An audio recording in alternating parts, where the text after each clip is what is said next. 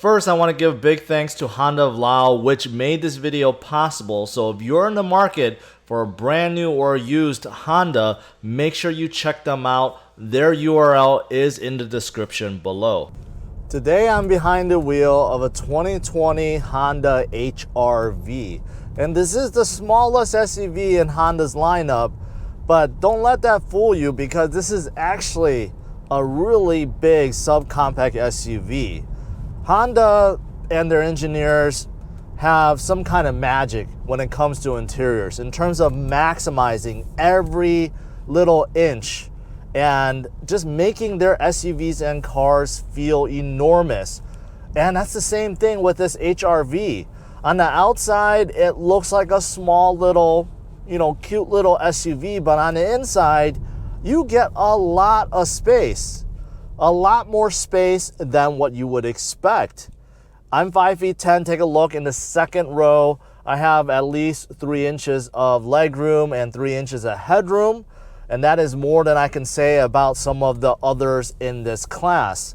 Remember, this is a subcompact SUV, not a compact SUV, although it could be categorized as one. Now, besides just enormous amount of room in the second row, same thing up here.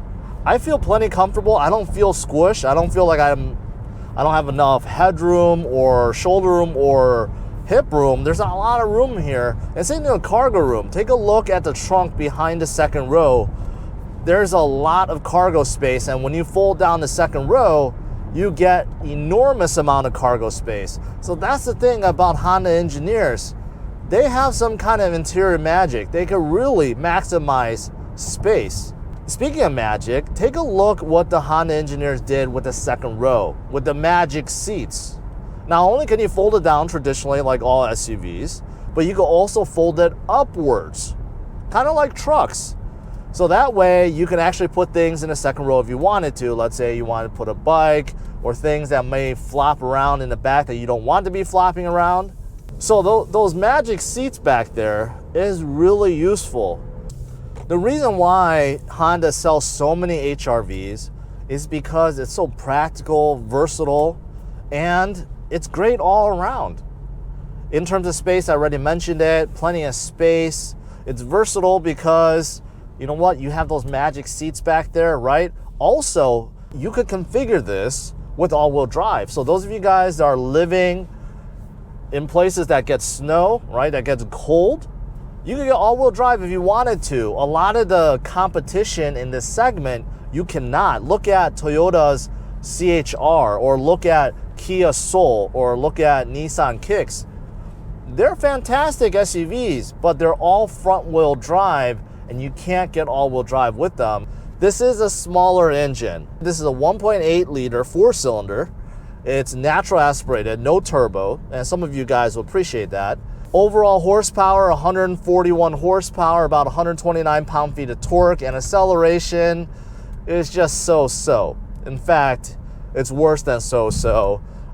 It's a really slow drive. If you want to get up to 60, you want to pass, it's going to be a little bit difficult in here. I know most of you guys that are watching this video, you're not interested in HR-V for its acceleration or power. You're interested because it's practical, it's versatile, gets great fuel economy, and it's affordable. The HR-V starts right at $20,000. Now, if you add on all-wheel drive, it's about a couple grand more, but it goes all the way up to $30,000. And this one I'm driving right now is the EXL. It's right under the Touring. And you pretty much get all the essentials, right? All the niceties that you would want in an SUV, like such as leather seating. You got a nice infotainment screen that has Apple CarPlay, Android Auto. It doesn't have navigation, only the Touring trim has navigation, but that's okay. Most of you guys will just be using your CarPlay anyways. Other niceties, you have auto climate control, you have plenty of USB ports. In fact, there's a shelf underneath there where you get 2 USB port, another 12V outlet, and a little space for your things, which is nice. Also, what's really nice is the center console cup holder area. At first glance, it looks like a normal armrest. You can push it forward and backwards. You can open it for a little space. And then look at the cup holder area. It looks like it's very plain, right? Until you realize the bottom actually folds out so you could put larger drinks inside. And if you didn't have larger drinks, you can also fold it back up and there's like little dividers to hold your drinks in. So little things like that, it just separates Honda from the competition. In terms of visibility, fantastic all around. Nice big windshield. I don't even see the hood at all. It slopes down so much, it looks like I have no hood. So you can see well past the hood. Windows are big, blind spot is great. Back window is really big, but asterisk is you got to have the headrest down in the second row. If you have the headrest up, especially the middle one, they do block your view quite a bit. However, if you fold them down, you have a nice large rear window, so no problems with visibility. Driving position is pretty good too. I feel like I'm sitting a little bit higher in the cabin. Overall, if you're in this HRV, it's not as high as the bigger SUVs, but you do feel like you're higher than a normal sedan. So it gives you a little bit more of a commanding view, and that's good. Now for 2020, if you're wondering, really nothing has changed.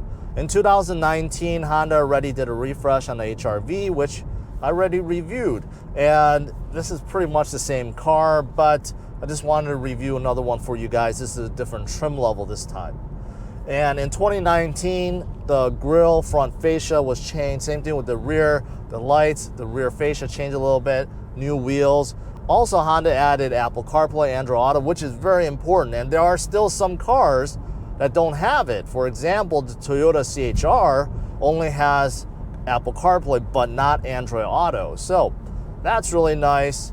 And Honda made Honda Sensing Standard. So in here, you do get pre-collision and warning, lane assist, adaptive cruise control. So those are all standard. You don't have to pay extra for it, which is also really nice.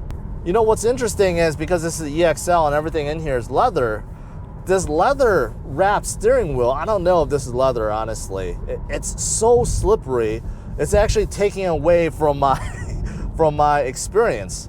The steering overall is pretty good. It's actually pretty heavy. It has a good heavy feel. It's pretty precise. You have a little play like this, but overall pretty precise. But because of how slippery this feels, it's taking away from it. So actually, I don't know why this is actually that slippery. So I'm wondering if a non-leather wrapped steering wheel would be better. Now, in terms of cabin noise, it's okay, but it's not the quietest in this segment. Some of the competition is a little bit quieter. Now, when you're just, going down cruising, I'm about 45 miles per hour right now. I do hear a little bit from the wind. I do hear a little wind noise. Road noise is okay, but I do feel like overall a little bit more noise in here than I'm used to, especially with some of the cars I reviewed recently. It's not bad. Keep in mind I have the radio off, but it is a little bit louder. Also, the engine is very noisy. When you floor it, you hear a lot. It sounds like there's almost like no insulation in the firewall, like all that engine noise coming through, and that's not a good sound, unfortunately. And there's no exhaust noise, but it's a ton of engine noise, and it could be worse because it is made into a CVT. Now, speaking about the CVT, I know some of you guys are not fans of CVT, but Honda seems to have perfected it. I really don't notice it. The lag with the CVT, I don't notice it at all. Honda really perfected their CVT, and I don't feel any of that, I guess, side effects that you get from a CVT, like delayed shifting, the RPM being so high, the drone, all that stuff, I don't really feel it.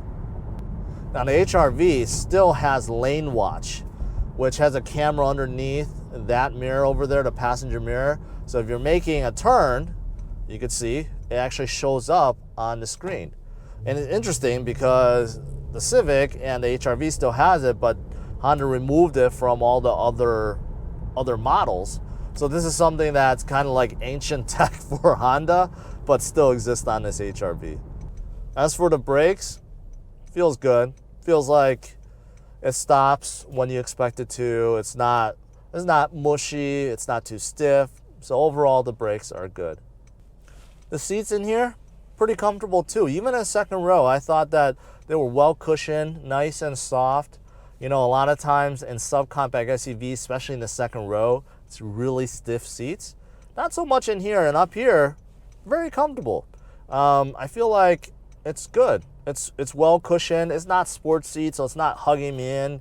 But overall, there's a good comfort to it, and I like it.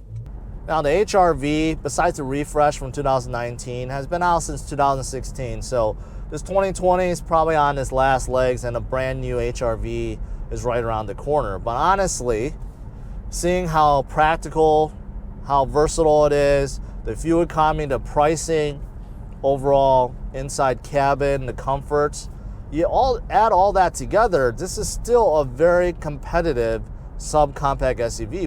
A good thing about this engine is that there's no engine auto start stop to worry about. There's no button you have to press because it's not available, and that's a good thing. That's a addition by subtraction. And I know a lot of you guys will appreciate that, because a lot of these modern cars, you have to disable it every single time that you get in. You don't have to worry about that in here. Something that's quirky, some of you guys may care or may not, is on the passenger side, there's actually 3 vents. I guess Honda didn't know what to do, so decided to make 3 vents instead of 2. So I guess that's kind of quirky. Lastly, let's look at the good and bad to this brand new Honda HR-V. Starting with the good. You have a funky and sporty exterior look. There is a ton of interior space and cargo room. You get good visibility and a good driving position. The seats are comfortable in both rows. Those magic seats in the second row are especially nice. And also you do get available all-wheel drive and Honda Sensing Standard. As for the bad, there's a few things as well. You get a very underpowered engine. The overall cabin noise level is a tad high. The infotainment screen is a tad dated. And you have to decide whether or not a HR-V is worth it, or spending a little bit more money to get a CR-V. Overall, I'm giving the brand new HR-V a score of 90. To see how it ranks among its peers, check out driversonlyrankings.com. Thanks for watching. Hit the like and subscribe to the channel so you can stay tuned to more reviews, first looks, and news.